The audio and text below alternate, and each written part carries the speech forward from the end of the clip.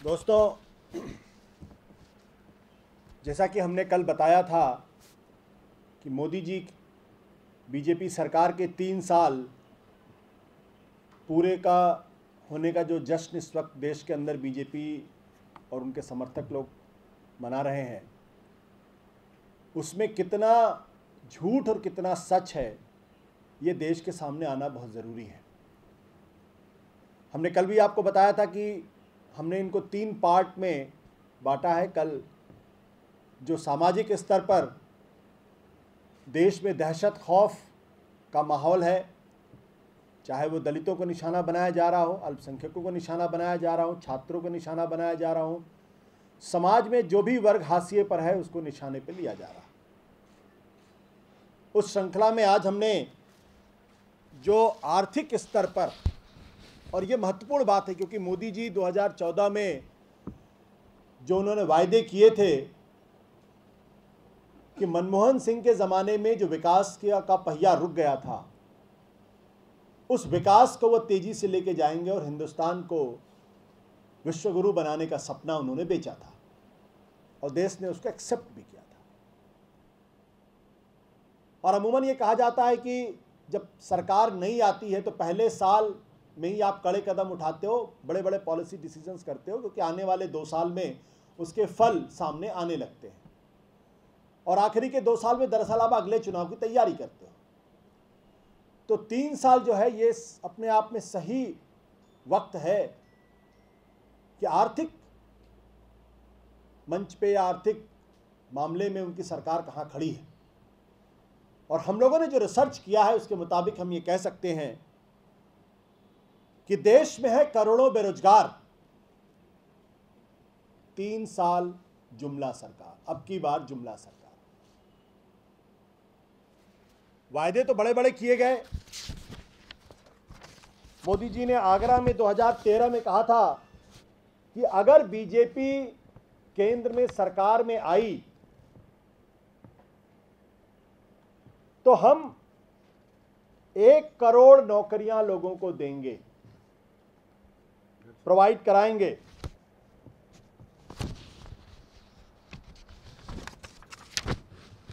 आज की साथ ही साथ उन्होंने बड़े बड़े वायदे किए थे कि कहां से वो नौकरियां प्रोवाइड कराएंगे लोगों को। टेक्सटाइल इंडस्ट्री के अंदर, टूरिज्म में, फुटवियर में, इलेक्ट्रॉनिक्स में। और ये उनका मैनिफेस्टो है, ये जो है ये उनका अपना मैनिफेस्टो है। ये देखिए मोदी जी ने किस तरीके से कहा था, BJP comes to power, it will provide 1 crore job which the UPA government could not do despite announcing it before the last Lok Sabha elections. अपने मैनिफेस्टो में भी उन्होंने इस बात का जिक्र किया, कहां कहां से नौकरियां प्रोवाइड कराएंगे। इंफ्रास्ट्रक्चर में कराएंगे, रिटेल सेक्टर में कराएंगे, हाउसिंग में कराएंगे, सेल्फ एम्प्लॉयमेंट के लिए कराएंगे। इन सब चीजों के बारे में उन्होंने उसका जिक्र किया था। लेकिन आज की तारीख में हकीकत यह है कि जो अनएम्प्लॉयमेंट का आंकड़ा हमारे सामने है, दरअसल वो अनएम्प्लॉयमेंट का जो आंकड़ा है वो मनमोहन सिंह सरकार की तुलना में भी गई गुजरी है। 2013-14 में 7.7% था, आज 2015-16 में जो लेटेस्ट आंकड़े हैं उसके मुताबिक 8.7% है।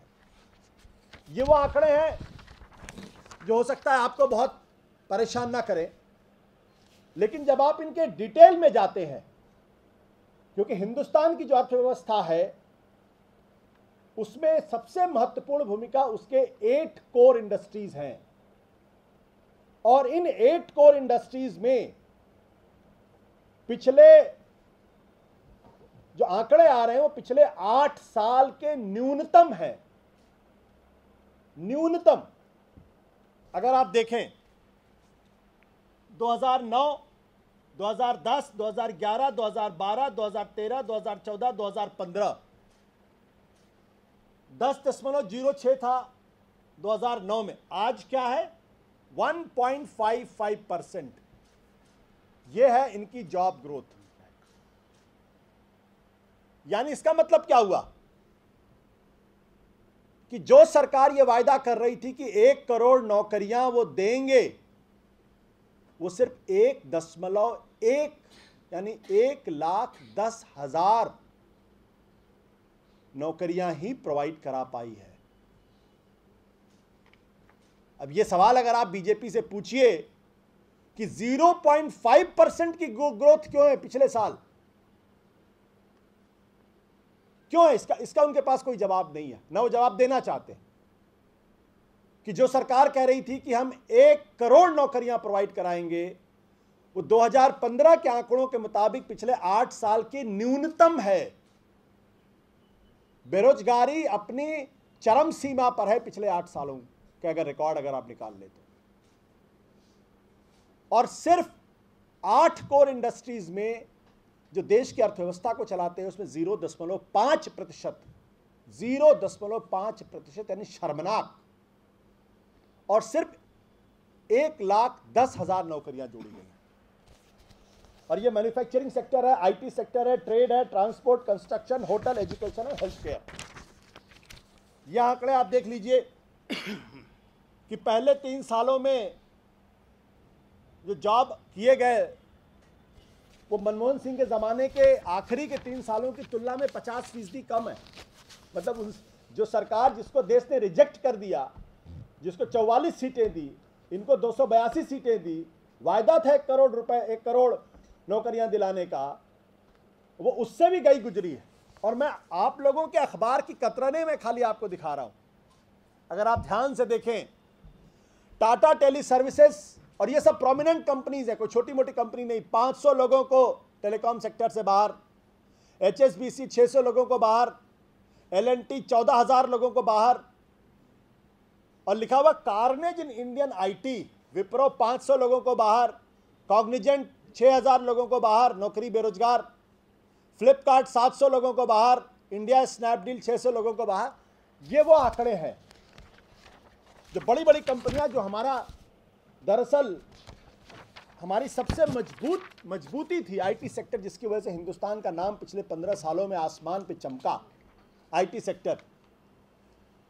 उस IT सेक्टर की हालत, या IT industries export growth fell by 50%। IT sector का एक्सपोर्ट 50% नीचे चला गया है। और अभी पिछले दिनों एक रिपोर्ट आई थी, उस रिपोर्ट ने क्या कहा था? उस रिपोर्ट ने कहा था कि हर साल 2 लाख नौकरियां IT सेक्टर से चली जाएंगी और आने वाले 3 साल में 6 लाख नौकरियां IT सेक्टर से गायब हो जाएंगी। ये आप देख लीजिए। मैकेंजी की रिपोर्ट है जो कहती है IT sector is planning to set 56,000 jobs this year. ये हमारी रिपोर्ट नहीं, आम आदमी पार्टी की रिपोर्ट नहीं है। Half of the IT sector will be redundant in the next 3 years. ये है मोदी जी का skill development programme, make in India programme. अब आप सोच लीजिए, मनमोहन सिंह की सरकार को लोगों ने क्यों रिजेक्ट किया? कहा गया कि पॉलिसी पैरालिसिस थी, वहां पे सरकार फैसले नहीं करती थी। 2006 में जो प्रोजेक्ट जिनको क्लियरेंस मिलनी चाहिए वो हाईएस्ट है 1995 के बाद से। 1995 के बाद से हाईएस्ट है। ट्रिलियन रुपीस 7 मेजर प्रोजेक्ट में है जो अबेंडेंट हो गए हैं। उनका जो आना था वो नहीं आ पा रहा, और फैसले जो अमूमन प्रोजेक्ट क्लियरेंस में माना जाता है ऑन एन एवरेज 105 दिन के अंदर क्लियरेंस होनी चाहिए, अब वो बढ़ के हो गया 238 दिन। तो जिस व्यक्ति को प्रधानमंत्री बनाया गया और कहा गया कि भाई ये देश में बड़े तेजी से फैसले करेंगे, आप सोच लीजिए कि 238 दिन में भी ये फैसले नहीं कर पा रहे हैं, प्रोजेक्ट जो है वो क्लियर नहीं हो पा रहे हैं। हाउसिंग सेक्टर के बारे में कहा गया था कि हाउसिंग फॉर ऑल बाय 2022, यानी 2022 तक सबको घर देने का जो वायदा था, 2 करोड़ घर बनने वाले थे, उनकी हालत सिर्फ इतना ही बता दूं कि 6,716 घर 2016 के आंकड़ों के मुताबिक बने हैं। कहां 2 करोड़ और कहां 6,716, आप खुद ही अंदाजा लगा लीजिए। स्टार्टअप इंडिया, रोज विज्ञापन आप देखते होंगे, कितने हजार करोड़ रुपए खर्च हो गए मुझे तो नहीं मालूम। स्टार्टअप इंडिया में अभी तक सिर्फ और सिर्फ 5.66 करोड़ रुपए ही डिसबर्स किए गए हैं। यानी जो नई कंपनियां खुल रही हैं उनको जो पैसा सरकार की तरफ से दिया जा रहा है स्टार्टअप कंपनियों को प्रमोट करने के लिए, उसमें सिर्फ 5.66 करोड़, जबकि उसका प्रॉमिस्ड बजट है 10,000 करोड़ का। सोचिए, 5.66 करोड़ का डिसबर्समेंट। बाकी इंपोर्ट ग्रोथ का हाल क्या है ये आप मुझसे बेहतर नहीं जानते, मुझसे बेहतर जानते हैं आप लोग। ये 3 सरकारों का आपके सामने, 4 सरकारों का एक तुलनात्मक अध्ययन, और मैंने नहीं किया है, ये reserve bank of India central statistical office का आंकड़ा है। नीचे लिखा हुआ reserve bank of India. Atal Bihari Vajpayee के दौरान एक्सपोर्ट ग्रोथ थी 14.8 1998 से 2004 तक। मनमोहन सिंह के जमाने में 2004 से 2009 तक थी 24.4%। दूसरे पीरियड में घट के हो गई 19.1। और जरा मोदी जी के बारे में की सरकार का आंकड़ा देख लीजिए, -4.7, -4.7, यानी पॉजिटिव तो छोड़ ही दीजिए, माइनस में एक्सपोर्ट ग्रोथ रेट।